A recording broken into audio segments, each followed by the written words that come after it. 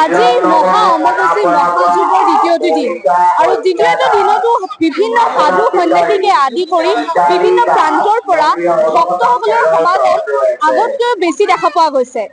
মই বৰ্তমান নীলাচল পাহাৰত উঠি অহা মাৰ মেঙুল দুৱাৰৰ কাষতে আছো আৰু ইয়াত মোৰ লগত কেইবাগৰাকী ভক্ত আছে।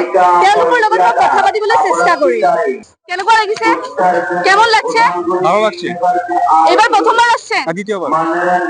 পৰিবেশটা কেমন লাগছে? খুবই ভালো। ধন্যবাদ।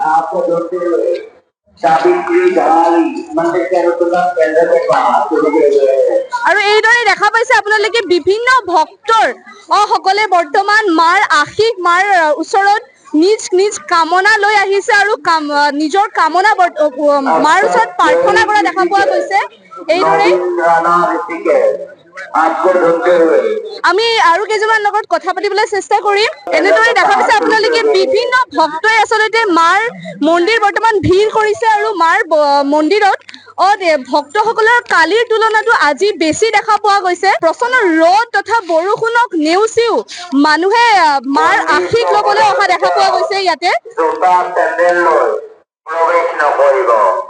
ৰাস্তাৰ ঠায়ে ঠায়ে বনাই থোৱা কাউণ্টাৰসমূহত জোতা চেণ্ডেলসমূহ ৰাখি থৈ আহিব। আৰু এনেদৰে আমি মাৰ মূল দুৱাৰলৈকে গৈ আছো আৰু বিভিন্ন ভক্তসকলক ওচৰে পাজৰে দেখা পোৱা গৈছে, যিসকলে মাৰ আশীৰ্বাদ লৈ মাৰ ওচৰত প্ৰাৰ্থনা জনাই আহি আছে। আমি তেওঁলোকৰ লগতো কিছুমান কথা পাতিবলৈ চেষ্টা কৰিম।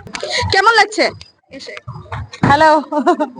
এবাৰ প্ৰথমবাৰ আসছেন? না, সেকেন্ড বাৰ। কোথা থেকে আসছেন? আমি বঙ্গাইগাঁও। ঠিক আছে, ধন্যবাদ।